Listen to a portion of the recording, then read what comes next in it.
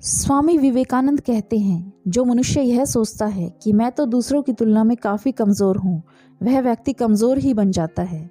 क्योंकि स्वामी जी कहते हैं, मन की दुर्बलता ही व्यक्ति को कमज़ोर बनाती है। हमारे मन की प्रवृत्ति यह है कि हम जैसा सोचते हैं वैसे ही बन जाते हैं। इसलिए कहते हैं कि मन की हारे हार है और मन की जीती जीत। यदि कोई व्यक्ति अपने मन से यह कहे कि मैं तो दूसरों की तुलना में अधिक ताकतवर हूँ, तो वह दूसरों से अधिक ताकतवर बन जाता है। क्योंकि इस दुनिया में सारा खेल मन का ही है, मन के विचारों का ही है। बुरे विचार अपने मन में अपनाने से मनुष्य कमजोर बन जाता है, वहीं एक अच्छे विचार मात्र से वह बलवान बन जाता है। इसीलिए विवेकानंद जी कहते हैं कि आपको खुद से लड़ना है, आपको अपने अंदर के उस भाव पर काबू पाना है, न कि बाहरी संसार में शांति ढूंढना है। और यह सभी आपके मन के अंदर ही मौजूद है। इसीलिए मैं कहता हूँ कि ब्रह्मांड की सारी शक्तियाँ आपके अंदर ही छुपी हुई हैं। और हम लोग अपनी आंखों पर हाथ रखकर कहते हैं कि इस संसार में कितना अंधकार है, लेकिन इस वीडियो में हम जानेंगे कि आखिर पावर ऑफ माइंड होता क्या है। इस वीडियो में श्रीनिवास रामानुजम की शक्ति के बारे में भी जानेंगे। वह कैसे इतने बड़े गणितज्ञ बन गए, वह अपने दिमाग को कैसे यूज़ करते थे। इसलिए वीडियो को अंत तक देखें। स्वामी विवेकानंद जी कहते हैं कि मन की शक्ति ऐसी शक्ति है जिसको जानकर हम किसी भी क्षेत्र में सफलता हासिल कर सकते हैं। स्वामी जी अपनी एक किताब कर्म योग में लिखते हैं, मन के विचारों में ऐसी ताकत है कि पहाड़ों का सीना चीरकर उसका सिंहासन बनाया जा सकता है। अगर विवेकानंद जी की बातों पर यकीन नहीं हो रहा है तो मैं आपको एक सच्चा उदाहरण देती हूँ। आप लोग दशरथ मांझी के बारे में तो जानते ही होंगे, जो बिहार के गया जिले के एक गांव गहलोर के रहने वाले थे। उन्होंने पूरे पहाड़ को सिर्फ छैनी हथौड़ी से काटकर पहाड़ के बीच में से रास्ता बना दिया। अगर आप लोग कभी बिहार जाएं तो एक बार इस रास्ते को जरूर देखने जाइएगा, क्योंकि तब आपको मालूम चलेगा कि मन की शक्ति में कितनी ताकत होती है। स्वामी विवेकानंद जी कहते हैं, मन दो प्रकार के होते हैं, चेतन मन और अवचेतन मन। स्वामी जी के अनुसार चेतन मन वह मन है जिससे हम जागरूक होकर सोचते हैं, वहीं अवचेतन मन वह मन है जिससे हम अनजाने में सोचते हैं। चेतन मन ही हमारे मन के विचारों और कार्यों को नियंत्रित करता है, लेकिन अवचेतन मन हमारे जीवन पर बहुत अधिक प्रभाव डालता है। जब हम अपने चेतन मन से सकारात्मक विचार सोचते हैं तो उस विचार को अवचेतन मन ग्रहण कर लेता है। फिर अवचेतन मन उन विचारों को वास्तविकता में बदलने लग जाता है। उदाहरण के लिए, यदि हम सोचते हैं कि हम इस क्षेत्र में सक्सेसफुल हो सकते हैं तो अवचेतन मन सक्सेसफुल होने के लिए आवश्यक कार्य करने के लिए कहेगा। इसी तरह यदि हम सोचते हैं कि हम स्वस्थ हो सकते हैं तो अवचेतन मन हमें स्वस्थ रहने के लिए आवश्यक कार्य करने के लिए प्रेरित करने लगेगा।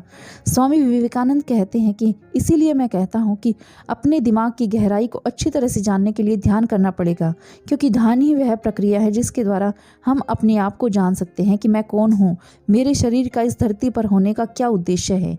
एक बात पर ध्यान देना है, ध्यान को करने से पहले आपको एक अच्छा जानकार व्यक्ति जो ध्यान करना जानता हो उसके सानिध्य में ध्यान करें तो अच्छा रहेगा, क्योंकि ध्यान की अवस्था को गहराई से समझने के लिए यह बहुत आवश्यक है। स्वामी विवेकानंद जी कहते हैं, जो व्यक्ति अपने जीवन से निराश हो गए हैं उसे अपने आप की अंदर से खोज करनी होगी, एक यात्रा करनी होगी, खोजना होगा उस हिस्से को जो अभी भी आपके अंदर पहले की तरह ही जीवित है, उत्साहित है, ऊर्जावान है। आपके जीवन में कितनी ही कठिनाइयाँ क्यों ना आ जाएं, बस आपको अपने अंतर्मन से कहना है कि सब ठीक है, all is well. Swami ji कहते हैं, जब आप ऐसा करेंगे तो आपकी सारी कठिनाइयाँ धीरे धीरे दूर हो जाएंगी। और मैं खुद इसका साक्षी हूँ। एक बार मेरी तबीयत बहुत ख़राब हो गई थी। मेरे शिष्य को चिंता सताने लगी थी कि स्वामी जी का अब क्या होगा, लेकिन मैंने अपने मन की उस ब्रह्म शक्ति के द्वारा उस पीड़ा भरे दर्द से राहत पा ली थी। और ऐसा कोई भी कर सकता है, क्योंकि यह शक्ति सभी के अंतर्मन में मौजूद है। जो इंसान आज के समय में हार मान चुका है, बिल्कुल निराश है, पूरी तरह से उम्मीद खो चुका है, उसे अपने मन से कहना पड़ेगा कि देख लेना, मैं खुश होकर जीऊँगा, जो होगा देख लूँगा, मुझे इस दुनिया से कोई फ़र्क नहीं पड़ता। स्वामी विवेकानंद जी कहते हैं, जो व्यक्ति खुद को इस दुनिया से ऊपर समझते हैं, जिसको अपने जीवित होने का अहंकार है, वह सच्चे कर्मयोगी होते हैं। तुम्हारे अंदर वह सभी शक्तियाँ शामिल हैं जो तुमसे चीख चीख कर कह रही हैं कि अरे भाई छोड़, देख लेंगे, जो होगा, चिंता मत कर, अभी बहुत कुछ है कर्म करने को, हम सब संभाल लेंगे। लेकिन विवेकानंद जी कहते हैं, आप लोगों ने उस अंतर्मन की आवाज़ को अपने अंदर कहीं खो दिया है। वह अंतर्मन की आवाज़ आप तक पहुंच नहीं पा रही है। कभी कभी वह मन जागृत हो जाता है, कुछ क्षणों के लिए आपके अंदर से बाहर आ जाता है और कुछ क्षणों के लिए आप खुश हो जाते हो, आनंदित महसूस करते हो और फिर अच्छाई में खो जाते हो। लेकिन जैसे ही उस अंतर्मन को आप पहचानने में भूल करते हो, वैसे ही फिर से आपके मन को अवसाद अवसाद और दुख घेर लेते हैं। स्वामी जी कहते हैं, अगर आपको चिंता और दुख सताने लगे तो वह छोटा सा मन आपके अंदर अभी भी जीवित है। अपना सारा ध्यान उसी पर लगा दो। आप यह सोचो कि वह भी मैं ही हूँ जो चीख चीख कर यह कह रहा है कि अभी हमें जीना है, इस पिंजरे से बाहर निकलना है, उसको बाहर लाना है। आपको अपने उस अच्छे हिस्से का एहसास करना है। स्वामी विवेकानंद जी कहते हैं, दोस्तों यह सिर्फ एक नींद है, इस नींद से जागो, अपने अंदर की ऊर्जा को जगाओ। सुबह का समय उठो। उठना बहुत कठिन होगा। आप कहेंगे क्यों उठूं, क्यों जागूं, क्या रखा है इस जीवन में, सब कुछ तो खराब है इस जीवन में, कोई भी प्रकार की खुशी नहीं मिल रही है, तो क्या फ़ायदा ऐसा जीवन जीकर, सब जगह तो अंधकार ही नज़र आ रहा है। लेकिन आपको ऐसा नहीं करना है। ऐसा करने से पहले आप उस छोटी सी अंतर्मन की आवाज़ को सुन लेना, जो तुमसे हमेशा कह रहा है कि मैं तुमको टूटने नहीं दूंगा।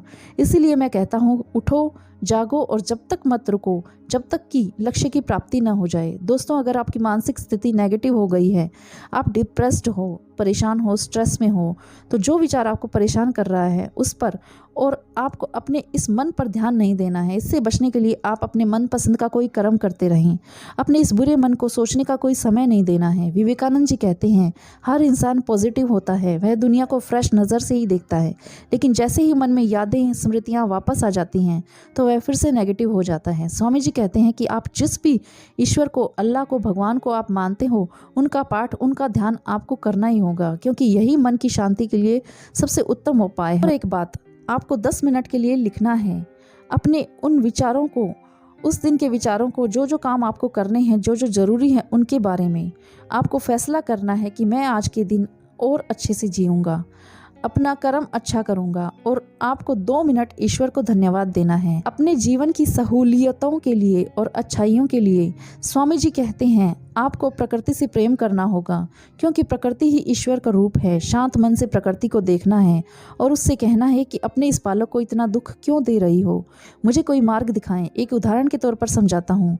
एक बार श्री रामानुजम को गणित के बहुत बड़े विद्वान मिस्टर हार्डी ने मिलने के लिए इंग्लैंड बुलाया और रामानुजम मिस्टर हार्डी से मिलने गए।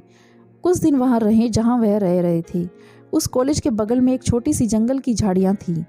सुबह सुबह रामानुजम इन सब जंगली पेड़ों से बात कर रहे थे। सुबह का समय था और कॉलेज चालू था। कॉलेज आने जाने वाले लड़के रामानुजम को पेड़ों से बातें करते हुए देखकर उनका मजाक उड़ाने लगे। लेकिन उसमें से एक जिज्ञासु लड़का रामानुजम के पास आकर बोला, आप ऐसा किस लिए कर रहे हैं? क्या यह पौधा आपकी बातें सुन रहा है? रामानुजम मुस्कराए और बोले कि अगर आप अपने मन की उस अंतरात्मा से किसी से बात करें तो वह आपकी बात को ज़रूर सुनता है, चाहे वह इस सृष्टि की कोई भी चीज़ हो, क्योंकि सृष्टि को बनाने वाले प्रकृति ही है। इस प्रकृति में समस्त ब्रह्म की चेतना मौजूद है, जिसको हम अपने अंतर्मन से देख सकते हैं। विवेकानंद जी कहते हैं, साकार रूप का ध्यान करो और निराकार रूप से एक होने की कोशिश करो। मस्त होकर ईश्वर से बोल दो, अब सब कुछ आपको सौंप दिया, मेरे जीवन का जो कुछ भी है आपका ही है, आपका ही रहेगा, आप देख लेना, मैं फिलहाल के लिए मुक्त हूँ, आपकी उंगली पकड़कर ही चलता आया हूँ, आपकी उंगली पकड़कर ही चलता रहूँगा। मेरा आपके सिवा कौन है? इस दुनिया में कोई अपना नहीं है, सिर्फ आप अपने हो। मैं आपकी गोद में चैन से सोने जा रहा हूँ। हे ईश्वर, हे प्रभु, सब कुछ, हर विषय, हर चीज़ मृत है। हमेशा अच्छे नज़ारों का सोचो जो तुम्हें पसंद है। समुद्र पसंद है, समुद्र को देखो। प्रकृति पसंद है, प्रकृति को देखो। पहाड़ पसंद है, पहाड़ों को देखो। खो जाओ उन नज़ारों में। तो दोस्तों, वीडियो कैसी लगी कमेंट में ज़रूर लिखना और ऐसी ही और वीडियोज़ के लिए चैनल को सब्सक्राइब भी कर लेना। धन्यवाद।